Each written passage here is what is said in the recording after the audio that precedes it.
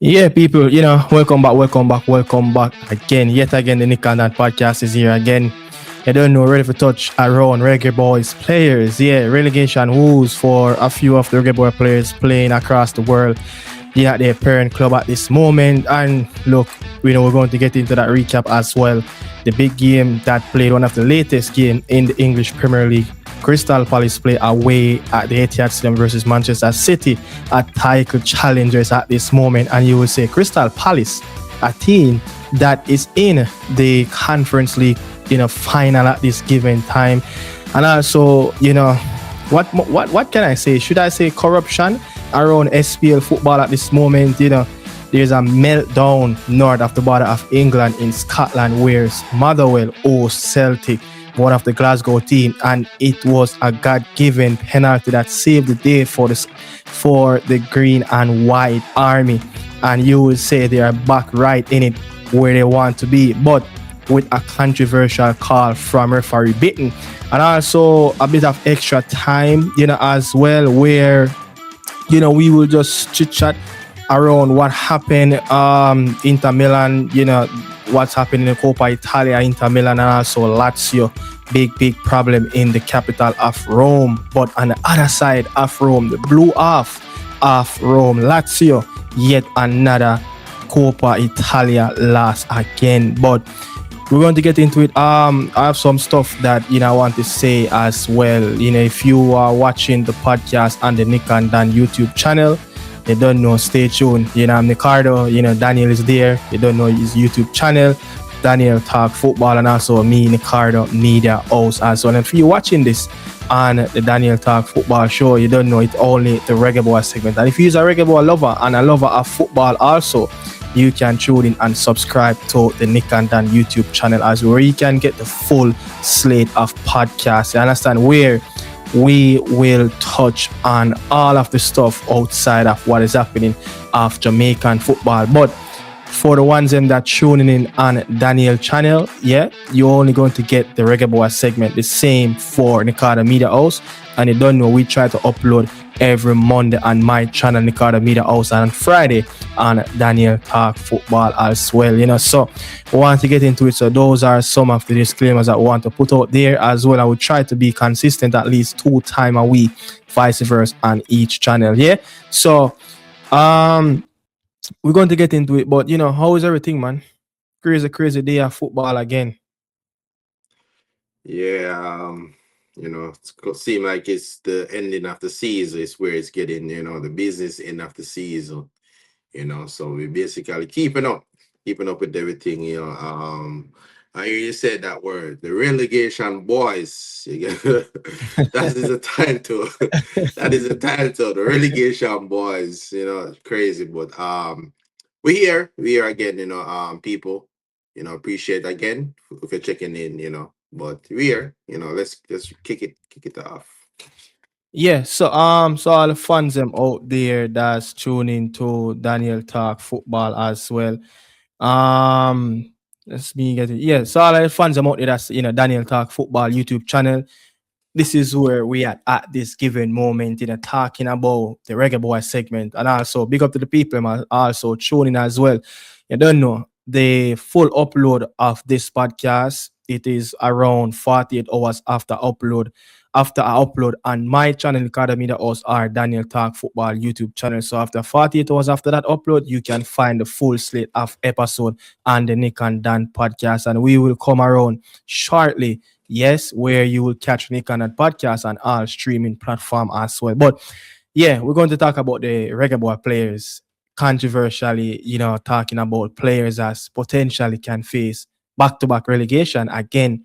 And we're going to get into it. But the first one on my list, the one that can face a back-to-back relegation, and it's Ronaldo Cephas, moving from Ankara Gucu.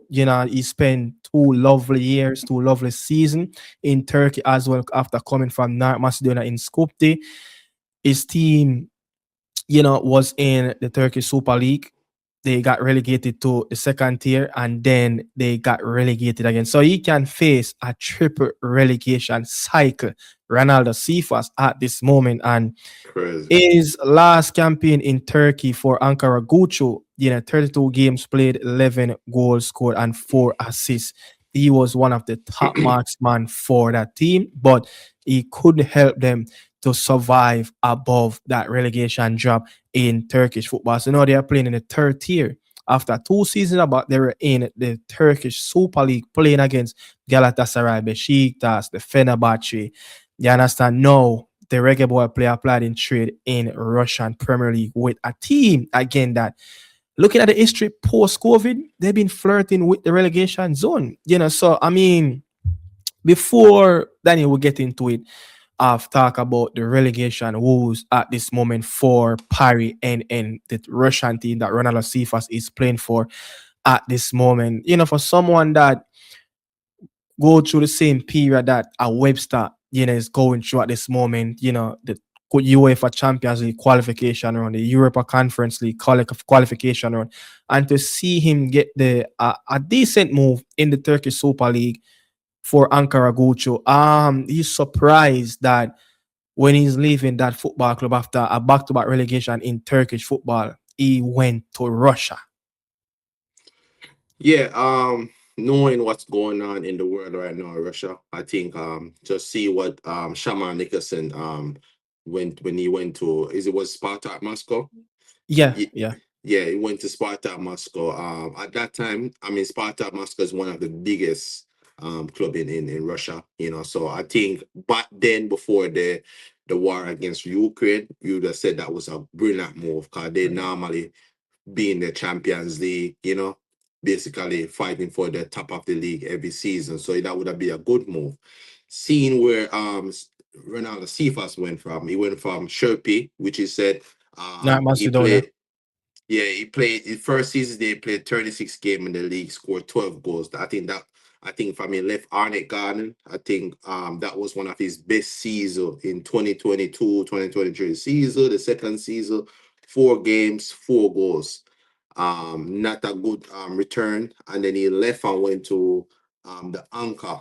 That's another team. He played there 35 games as well, 3 goals. The other season, 32 games, 11 goals. Was a good, decent season. And then he went to Russia, which I think was a basically a step down. You get what I'm saying? And you could have seen that in his performance sometime, even when the last part of the campaign in the World Cup campaign, you could see he was struggling. The same player wasn't there. Remember that first player that burst on the scene?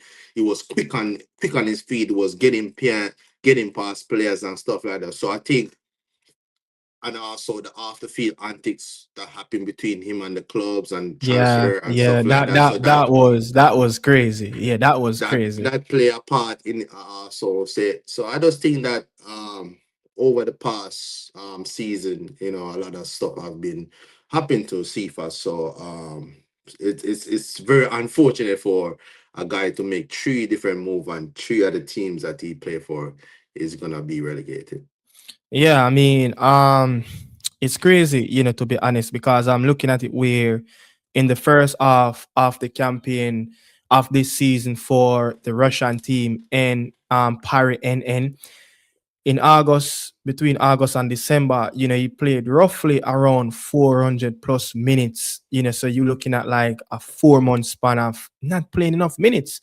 And I think 200 and plus minutes, came from in the league, and then the rest of the minutes came from what he have played in the Russian Cup. And looking at it in the second half of this campaign, where he played 11 games so far, 1 goal, 2 assists, but the minutes have improved. And it's like there's something that happened behind the scene in Russia when they're having their winter break, somewhere. I think it was in Spain or whatever. It must have impressed the coach, and the coach must gain a bit more trust in the player.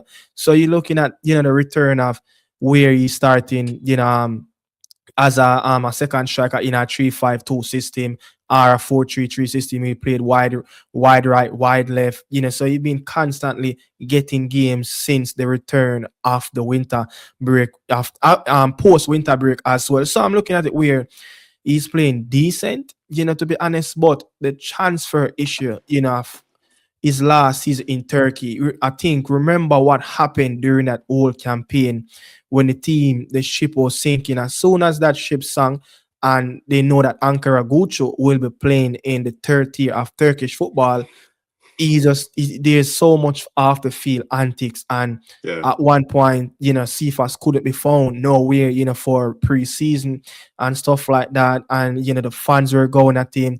The club was trying to hold him hostage as well, but he managed to pull out of that and sign for a Russian team. But remember what happened last summer. He was one of the star player for the Reggae Boyz team in the Unity Cup alongside Mm. Kahim Dixon. So it was a very good show as well, with him playing inside of Brentford Stadium, and looking at him playing against Trinidad. Look how he demolished them. He played against Nigeria as well, and he came up big in those games. The impact in the Yeah. Unity Cup from Cephas, and at the time he was looking for a move. So I was like, okay, maybe a bigger team would have seen Cephas, but we know the decisions makings of Ronaldo Cephas, it's not the best over the years. Yes, the pace is there, 1v1, sometimes the end product is not really there, backing up with the productivity of the amount of chance he missed to what he scored. He should have scored more goals. So there's definitely a very good player as well. And even go back to when he was playing for Skopje as well in North Macedonia. I think in one game of a European competition, I think it was a Champions League early qualification run, I think Cephas bagged like 4 goals in a game already to help the team to move on to the next level. I've tried to qualify for the group stage at the time for the UEFA Champions League. So there's a player in him, and it is the same. I think it is the same management as well that managed Shamar Nichols, that brought him to Spartak Moscow from the Belgian Pro League. That was another Ilan Goli Rido move. Again, we're looking at it like, how can you be a star in the Belgian Pro League and take up a club in the Russian Premier League? Look at that age. Shaman Nichols was probably around, in his more of a close 20s, early 20s, close to mid 20s. And that was a perfect move and a stepping stone for him to go to another giant European league. You're looking at Yeah. the French league, the Bundesliga, or even go to a team like Anderlecht or a team like Genk, one of those big teams, over there in the Belgian Pro League. So I think there was a mistake in that move as well. And also looking at this Ronaldo Cephas, like, he scored 11 goals in the second tier of Turkish football, right? And you're thinking like maybe that would be a very good stepping stone, for him to move to the next level. But management crew decide that they want to take it to the next level of go to the Russian Premier League. I'm like, yo, this can't be the perfect move for him. You get what I say? So I'm looking at it now, Daniel, the club that Ronaldo Cephas is in at this moment. In 2021-22 season, they finished 4 points above the drop zone and 1 point from the relegation playoff. 22-23 relegation playoff zone, they finished, but they managed to win those games to survive another season in the Russian top flight league. 23-24 finished in the playoff relegation zone, managed to win that playoff game again to survive. 24-25 finished in the relegation playoff zone again and managed to qualify again for the top flight league. And now look where they are at this moment in the relegation playoff zone again, where I think it's probably like 1 or 2 games left. And he's looking Yeah. at like, will this team survive again? I think as you said, you think I think he was mismanaged by his management team. He was one of their best player, before he went to Russia, and I just think that he should have a little bit more patience. You get what I'm saying? I think he should have a little bit more patience, able to wait a little bit so he can be able to get a better move. Yes, the club did have him hostage and stuff like that, but I think he should have at least wait a little bit more longer 'Cause sometimes making quick decision trying to move to another club, and now we realize that that move is not working out and stuff like that. So his does Cephas care about this team getting making it past the playoffs to get to stay in this league? Because sometimes players just make sometimes players just want to get out of a situation just to feel a little Yeah, better and get yeah. some game time. So Yeah, the situation, you know, as a player, we watch the Turkish league day in and day out, mm, and we know how the owners, the clubs can really hold these players at hostage and make it uncomfortable, you know, for yeah, them to really to be in that environment.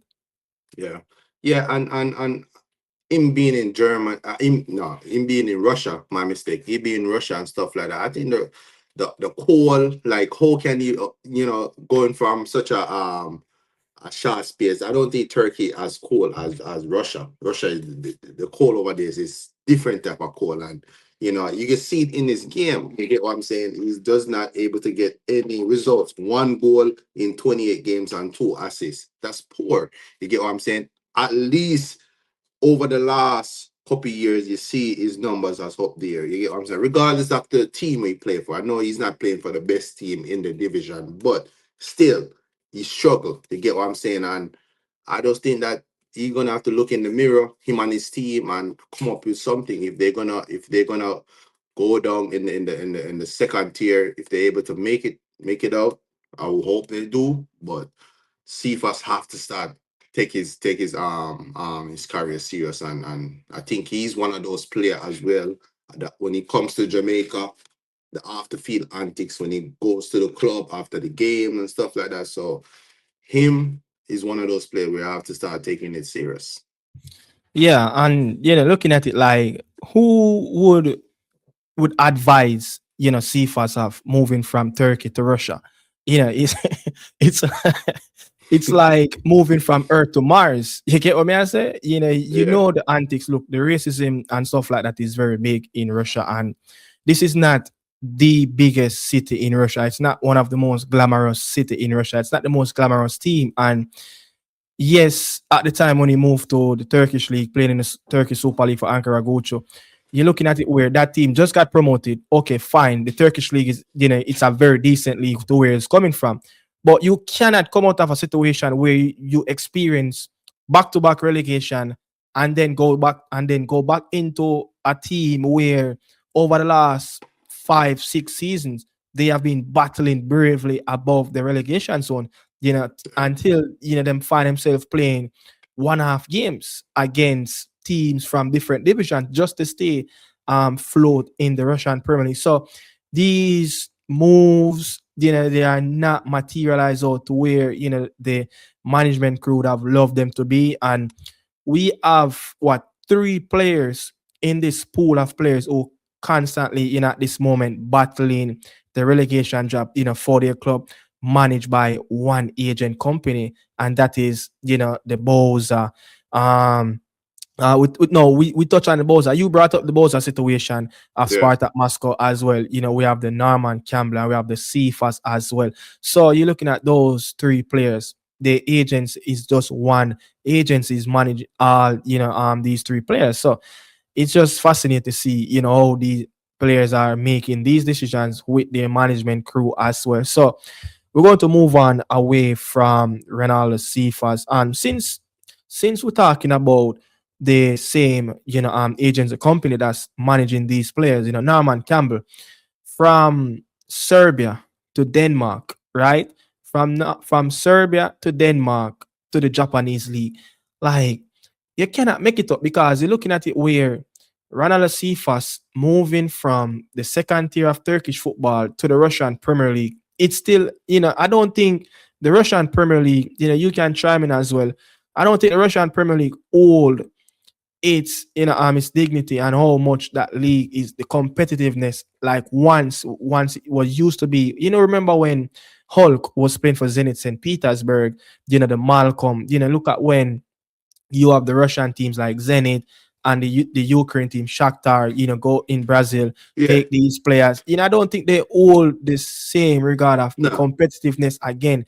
of how they can compete in Europe top flight league. Even remember when CSK Moscow used to be in the UEFA Champions League. It was a very good Yeah. team. Yeah, it was a good Manage team. to keep up with the standard of the other European giants. So I don't think the Russian Premier League hold the same competitiveness like once it used to hold. So looking at it where Norman Campbell, from Serbia to Denmark, and then it's like his career take a twist going backwards. 'Cause if you ask me, if you manage to get in Denmark league in Scandinavia, the top flight league, a team that once was battling to get into the conference league stage of playing in Europe, that's a very good level of playing against teams like the Norgeland, the Michelin, and all those teams in the Danish Super League. So I'm looking at it like, what's your takes of a player that playing two European countries like Serbia, Denmark, and then move on the other side of the continent to play for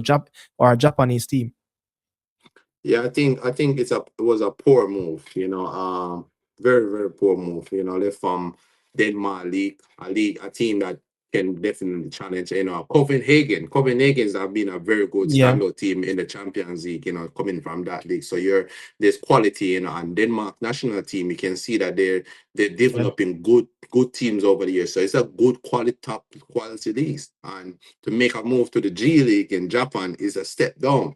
You get what I'm saying? I know I was reading the notes that you have up about what the team said about him, and the management team said about him. You get what I'm saying? So I don't know if this was a money move or something to rush, but Norman Campbell, overall, I was looking at his stats for Jamaica. He played from 2020, he's played for Jamaica, and he have not scored a goal or even assist since Norman Campbell have played for Jamaica. You get what I'm saying? So um something have to give. Is we can't keep on calling up this player if he's not performing. You get what I'm saying? I know people was criticizing, saying that we call up Norman Campbell over Whisper the other day, and no, I'm looking at it. This guy have not done anything for Jamaica recently, so is moving. That's went from 26-year-old already playing in the Japan D League. No disrespect to Japan League, because Japan have been an impressive international team over the last couple of years, but their league cannot be the same as Denmark League. So it's a very bad move for Norman Campbell. Yeah, looking at it, looking at Norman Campbell, where his second team that he played for in Europe in 21-22 campaign as well. He played in the Serbian Super League, the Serbia Super League, and he actually played in the Conference League. And I think that was the first, or no, that was the second. Yeah, that was the integral first campaign of the UEFA Conference League as well. And he played what, 4 games. Didn't manage to score or assist any.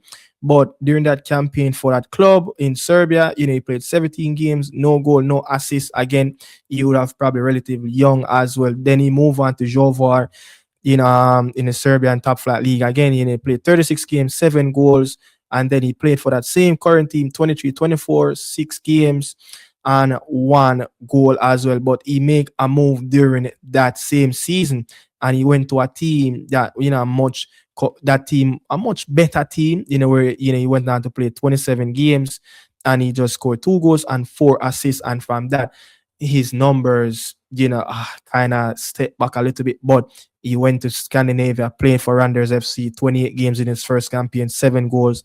And then looking at it, where this campaign from August until December, Norman Campbell played 18 games, 2 goals and 2 assists in the Danish Super League for Randers.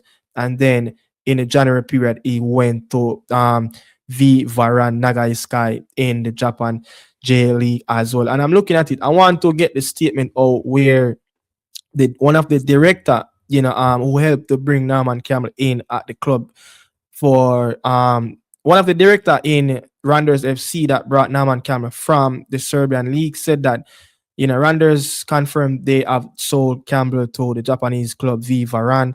Sporting director Soren Pedersen said he had mixed feelings about the move.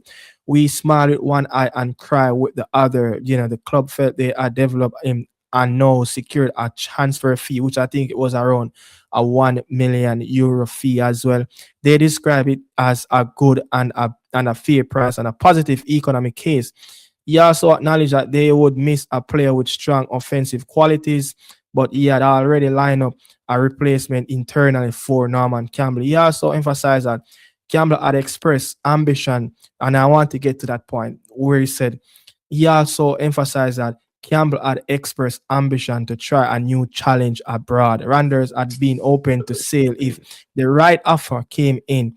The move was ultimately agreed because timing, player ambition, and also finance aligned.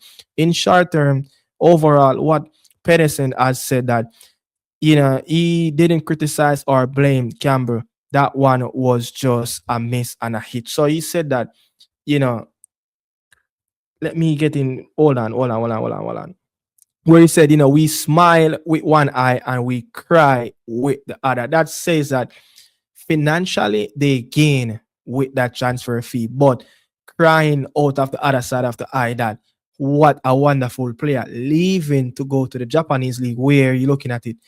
Will the development of Norman Campbell continue? What is his prerogative? Yeah, what is the agenda of him saying that he wants to move abroad where want to actually a new challenge? He said Campbell have It's not. expressed that ambition to try a new challenge abroad. What's your takes on that quote coming from Pedersen? Said that Norman Campbell have said he had expressed ambition to try a new challenge abroad. I understand the club have to come out and make it seem like we are devastated. We have to move on. The player probably come to me and say we decide I decide to move on. I want a new challenge. That is not. I'm sorry, but that's not a new challenge. You get what I'm saying? Going from going from a Denmark league to Japan league is not a new challenge. Yes, it's a new challenge, new league, new area. You're going in Asia. You're gonna have to live different over there, different time zone and stuff. Like I understand that. That's a new challenge. But as far as for your career, that's not a step up. That's a step down. You get what I'm saying? Because end of the day, him coming into that team you're gonna have to be the final product. You get what I'm saying? And at this moment right now, Arnama Kama is the final product. Is he developed to able to be the man for his team? No. You get what I'm saying? So I understand. I think sometimes these teams they're gonna have to make decision because remember this is a small team in Denmark, so they're gonna if they're gonna get a financial gain from this transfer, they're gonna take it. Like I can't blame the club because at the end of the day, these clubs gonna always be selling club. You get what I'm saying? But I That's don't why think they brought him in because they saw the potential in him where they can move him on to a bigger club in Europe. And they yeah, saw the potential in him. yeah, but I don't know who the hell think that Norman coming going to Japan is a good move. I'm 100% believe that he's making way more money than what he was at when he was playing in Denmark. But it's not a good move. It's not a Yeah, good move. it's I think it's the same vice versa for Boz leaving Belgium to go to Russia, earning much more money. They see Cephas as well, leaving second tier where came in playing in this Turkey Super League, drop down into the second tier, would have probably lose, some money as well, percentage because the team got relegated. That would have Mhm. must been in their contract because it's not a stable team in the Turkish league as well. Financially, it's not one of the richest team in Turkey. Yeah. So moving to the first tier to the second tier, definitely he's going to lose money somewhere, somehow in that campaign in the second tier of Turkish football. So it's the same, I know with I Norman know Campbell I know you were saying all of these players kind of in line of the same agent agency. and management team. These agents and management team, I understand you are looking out for your client. End of the day, they are there to make their client more money and they are there to make money as their client. But at the same time, you guys have to make better decision for these players for their career long term. You get what I'm saying? Because look at Boza right now. Boza is all over the place. He can't cement a spot. You get what I'm saying? Boza, they are Mexico all over the place. You get what I'm saying? I know. Look at Norman Campbell. I don't think Norman Campbell has improved since he's made that move. You get what I'm saying? And Cephas have been going backwards. You get what I'm saying? So I understand these agencies are there to just make their client more money. And end of the day, when they make their client more money, the client's gonna be happy. But these players have to be take accountability too. But I don't think this management is manage these players properly. Yeah, Ronaldo Cephas, I think he signed initially a 3-year deal as well. I think Norman Campbell deal is a 2-year. So let's see, let's see where this one going to be, because it's very, fascinating to see how Norman Campbell, his team at this moment is in the relegation fight as well. No, yeah, they're right. Sit they did last, 10th in the league. So this is your 100 year as well. One thing I think I need to put into consideration as well with the Japanese league.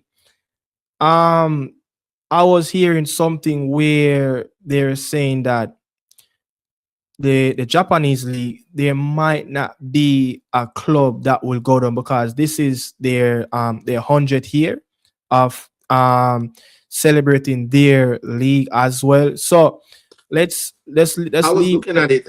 Yeah, I was let's leave looking at that it. I one. was Let's leave that one. confused. I Yeah, was let's very leave that confused one. about Let's that. leave that one up in the ear as well. This is their 100th year. So for the ones them that watching as well, if you want to chime in as well, we stand corrected in the comment section as well. But we can still argue on the point that moving from Denmark to Japan, I don't think it's a very good move, career wise. But you're talking about the penny, then yeah, it's definitely a good move as well. And I want to say, something as well, right?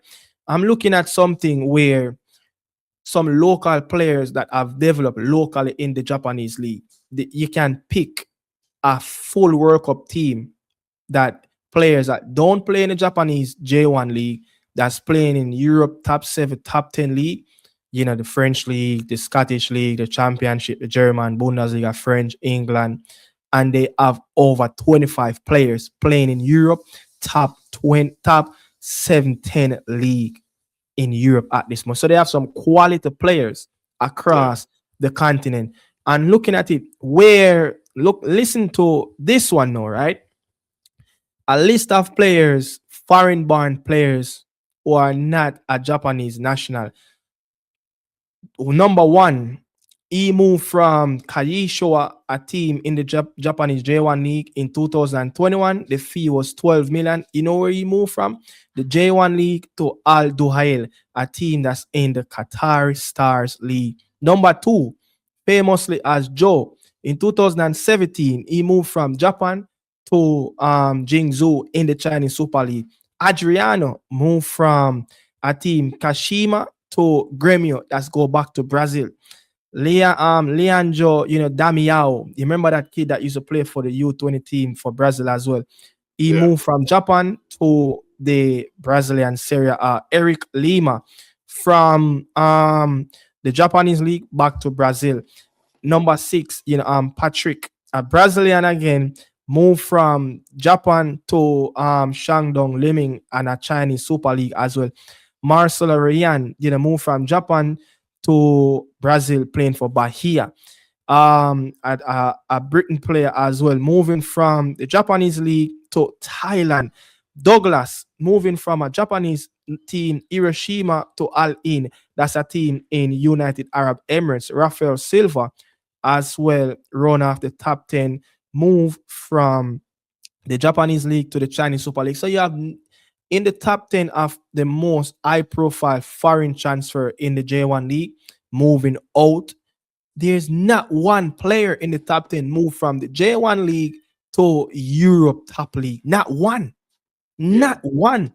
What that shows you that Japanese, look, the football factory at this moment in Japan, how they're developing and go about developing their local play, it's second to none. It's really, eye-opening of the Japanese coach, the scouts, the coaches. They are doing some fantastic job to get these young players out. And look at it, almost every top league, you have a good Japanese player in that league. You get what I say? Is that the player that play with the Leeds. former Chelsea player Leeds Kamada? Is what's his name? Tanaka and Kamada playing Tanaka, for yeah, Palace, and then yeah, you used to have one that play for Liverpool as well, coming from the Bundesliga. You get what yeah. I say? So you're looking at it where these Near players are Mino. playing for Mina, and also there's another one, Endo as well. So And these players, there's a lot of them in Germany in the Bundesliga. A lot exactly, of and them. there's a few of them in. I think one of them playing for Birmingham, some of them in Celtic as well. So they're developing their own youngsters and ship them out to a very high profile team. While you're looking at the foreign born players are not gaining from these stuff. But So then you're looking at again, where Norman Campbell is going from here. and this is what I'm saying. Like the Japan Federation or the Japan scouting over there, they are able to get their players better moves from the foreigners that's come back. From the foreigners that come in the league, they're not able to get better leagues and leaving. But guess what? The Japanese players that is there and they're doing their trade, they are the one who's gonna able to get good. Well on. Yeah, me that say that's again. Yeah, me that say you can see that the Japanese players them able to get moves whenever they're in their league because the federation and the scouting in Japan able to get players better move and thing. And I remember I was listening to this thing on Ryan show and a guy make up a call and make up a brilliant point on from Ryan show. He said that we beat Japan in the 98 World Cup, right? And from there Japan have improved their team and they have been at every World Cup since then. And the team has been good. They beat Germany in one of those World Cup. I think they beat I think a Belgium. I think they beat Belgium and stuff I like that. So think the last they World Cup, beat I they think beat yeah, somebody. I I just think they don't beat remember who they beat. I think they beat Belgium. I think You get what they I'm got saying? yeah. So the Japanese team is on the up. You get what I'm saying? So we're not downgrade saying Japan doesn't make good players and have good teams over the years. What I'm saying is I don't think it's a good league. And just like what Nick give you all the information or all the result of previous players, all the Brazilian that left, normally they don't come back to Europe. They maybe go back home or they make a side move to a much smaller league. Yeah. So yeah, and we're not saying that. Look, I think the Japanese league for Japanese or for Asian players, it's a brilliant league for them. But career wise, of Norman Campbell, I think his mid 20s, I just don't feel like that's the perfect stepping stone for him to move to that next level. You get what I say? So we're going to move on from Campbell a bit. So as we say, at this moment we stand corrected in the comment because I think I remember that this year is the 100th year in the Japanese league, the J1 league, where they're celebrating. I'm not sure if they will have any relegation this time around. So we stand corrected as well. But the Scottish League now, St. Mirren, with Richard King, someone who have played, roughly around 2,000 minutes for his club team, 41 games overall and 4 goals. I remember when he scored at Amden Park, a famous ground in Scotland, just similar like football at home, the Wembley Stadium against Motherwell in that League Cup semi-final where they march on to beat Celtic in the final, and that will get them a qualification spot for the Conference League playoff coming this summer. But they are right in the relegation, but it's more of the playoff where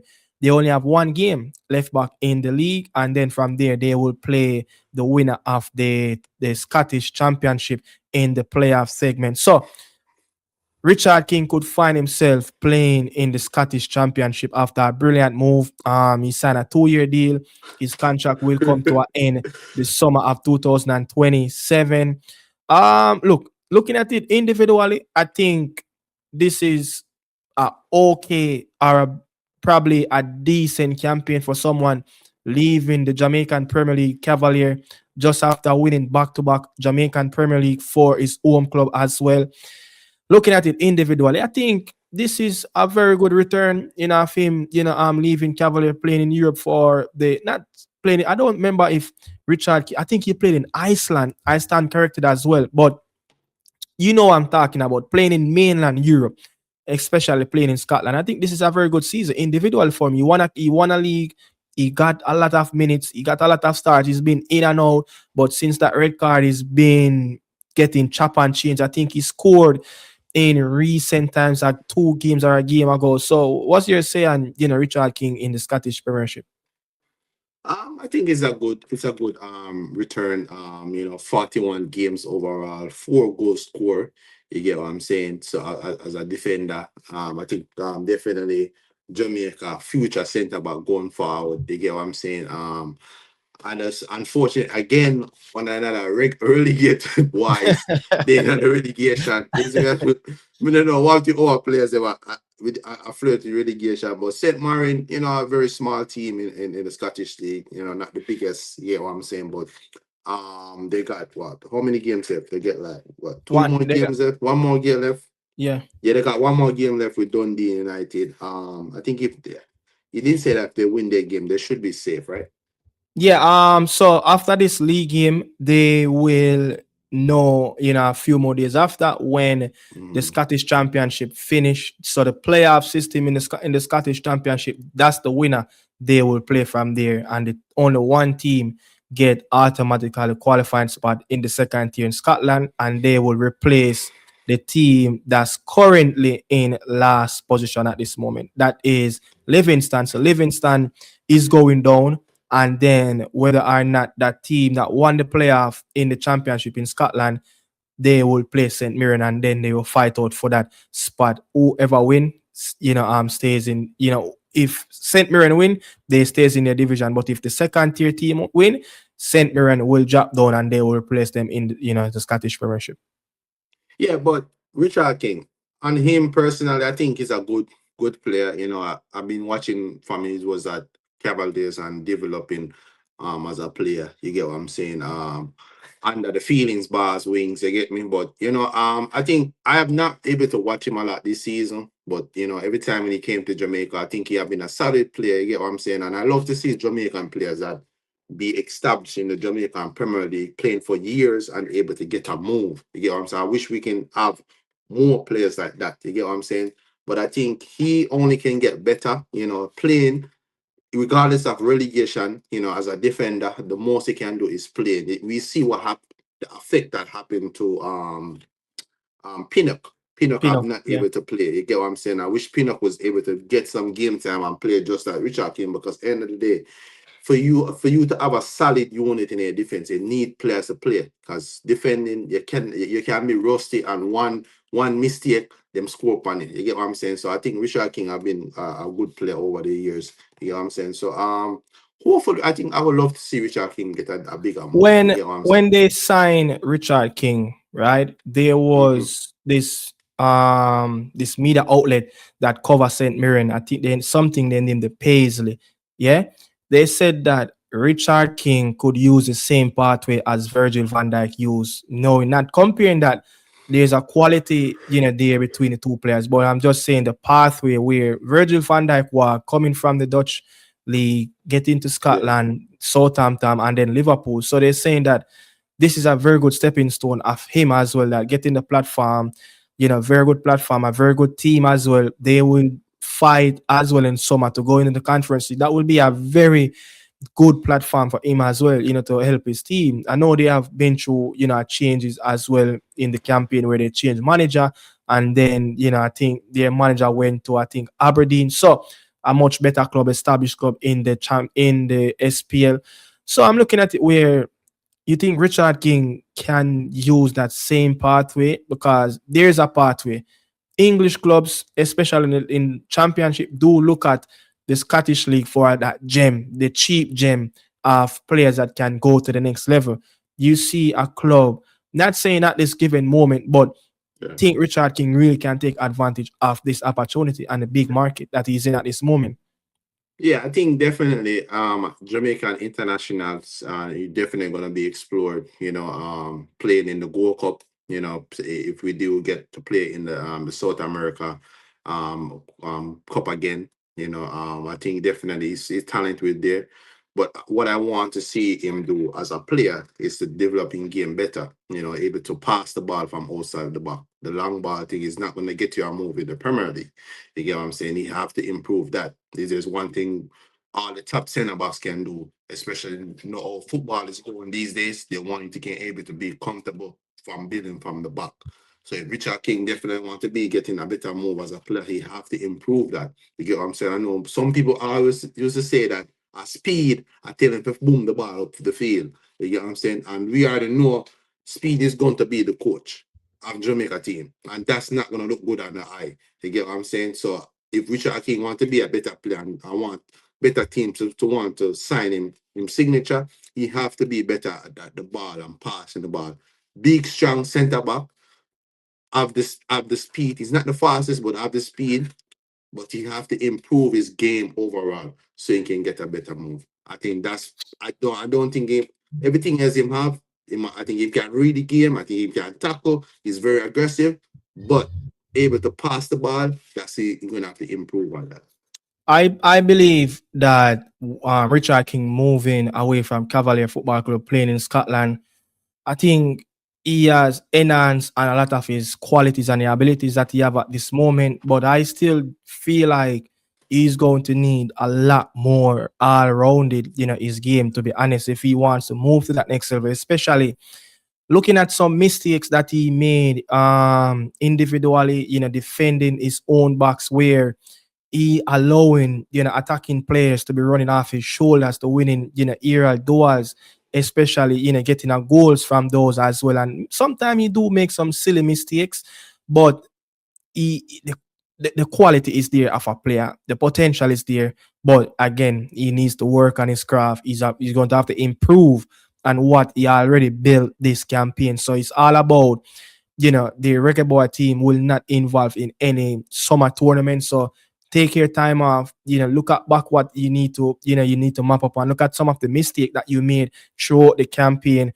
And it's not going to be a long summer break for him because look, the team will take part in the Conference League early qualification run. So they will have to come back very quick and sharp. So it's not a long, all vacation for him. So the time how he's going to spend in his have to be precise. He's going to spend his vacation, enjoy time with family, coming back home, look for his little one as well and everybody like that. So I think he needs to work, heavily on his craft, especially, his position awareness. It has improved, but he needs to improve by game, and also actually when the season finish, you're going Yeah, to actually need to come back much stronger. And I would love him to be a little bit more stronger, maybe a little bit more muscle, because if you look at the players, in the English Premier League and the championship, you remember that player, the Spanish player that Real Madrid signed from Bournemouth. I can't remember his name, but he's not the most strong build player. He's kind of a little bit skinny, but if you look at him over the last 7-8 months for Real Madrid, he's slightly bulk up a little bit, and you expect him to be bulk up a little bit more coming into the new campaign as well. So scouts, managers, directors, they all look at these stuff. So it's an overall, for Richard King, for me, he just need to enhance on what he already built this campaign individually. I think it's a brilliant season.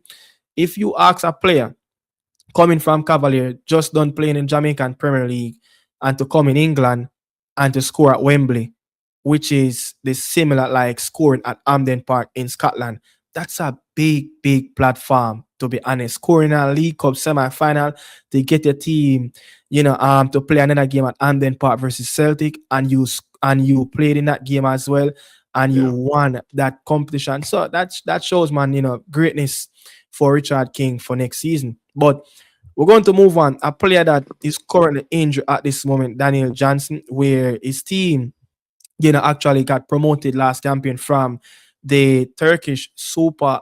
No, the team, Daniel Johnson team, got promoted from the second tier in Turkish football. He was in the same division as Ronaldo Cephas, and his team make it to the next step to playing in the in the Super League, but they got relegated back down where in the second tier, he played 33 games and scored 2 goals and 3 assists in the league.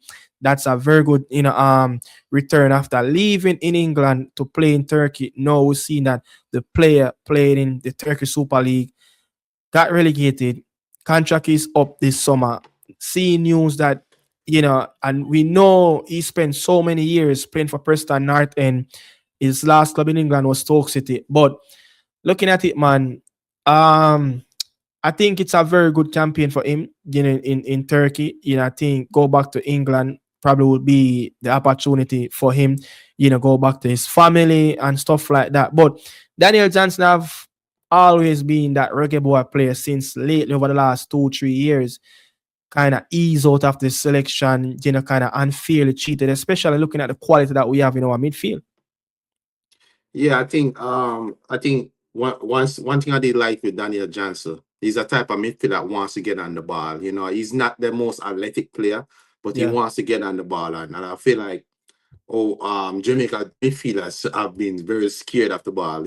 Isaac Aiden, not the best passer at the ball. I know we try Casey Palmer there multiple times there, but I think Daniel Johnson is always strike me as a player that wants to, knock on move, get the ball around and play. But you know, I think you are 100% right. I think he has fear.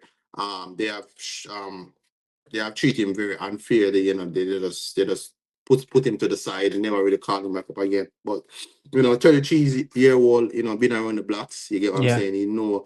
He understand. He's a very experienced player. You see me? So playing in the Turkish league, not for the best team, another yeah. team that's floating around the relegation as well. You get what I'm saying? But do I think his service really needed at this moment? As I said, when we was doing a couple episodes ago, I said that we need to start looking for the another gems, the Yeah. midfielders. You get what I'm saying? I wouldn't have a problem if Daniel Johnson come back around, play for the team.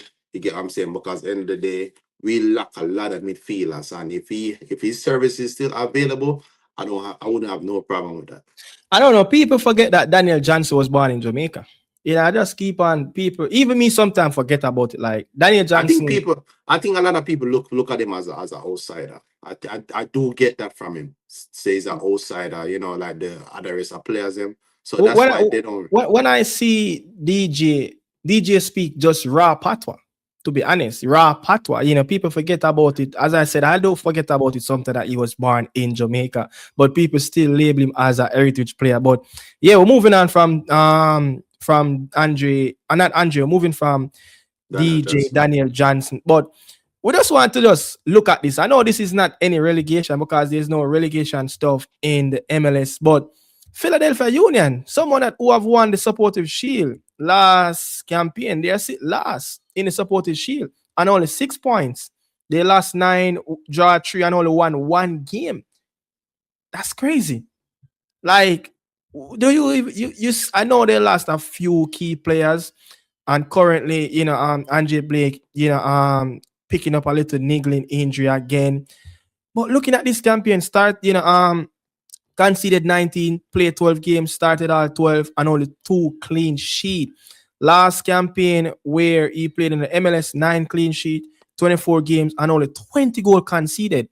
So, I mean, he also saved 1 penalty out of 3 as well. But this is not good news for Philadelphia Union, a club that the ambition is always to win that first major MLS trophy. And it's like it's going from bad to worse at this given moment.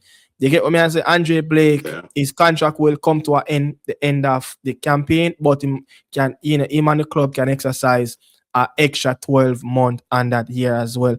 What you think though? Philadelphia Union, like, I mean, a club that won the Supportive Shield, Daniel, and then they currently sit 30 rock bottom of the Supportive Shield. I think I was looking through their squad. It's a very young team. They got a 16-year-old playing on the wing. I think the team. I was looking through the team. The team is average age is 24. It's a Wow. very young team. You get what I'm saying? They have Andre Blake never played the last game against Yeah. Orlando Yeah, City, he has a little and injured niggling. and the keeper that was playing it was 20 years old. You get what I'm saying? So it's a very young team, and that's going to reflect on the field. It's a very young team, so maybe it's a rebuild season for them. You get what I'm saying? I don't know if they're going to try to start look past Andre Blake. I think Andre Blake's starting to pick up a lot of injury now. Yeah. Do you think? I always feel like I always feel like I understand Andre Blake make a decision that he want to be close to his family. I don't think it's best time to move now. But I always feel like a keeper of his ability and being one of MLS best keeper for the last 3-4 seasons, I honestly feel like Andre Blake should have able to make that move to Europe. Yeah, that move, I think that move will not happen anymore. You know, looking at what he's having at this moment in Philly, growing a much extended family, the age, what 34, you know, it's just not there anymore. You know, I'll be very surprised to see him get that next move to Europe where he will earn in 7 figures annually on his contract as well, like what he's earning at this moment in Philadelphia. But folks, if you are watching on the Daniel Talk Football, yeah, that's it with the Reggae Boy segment. That is it. We are wrapping up on his channel at this moment. But if you want to catch the full podcast, remember prior to the date, after, yeah, we upload on whatever Nicola Medios or Daniel, Talk Football YouTube channel. The full slate of the episode will be on the Nick and Dan YouTube podcast, on the Nick and Dan podcast YouTube page. So that's it, folks. We're moving on again.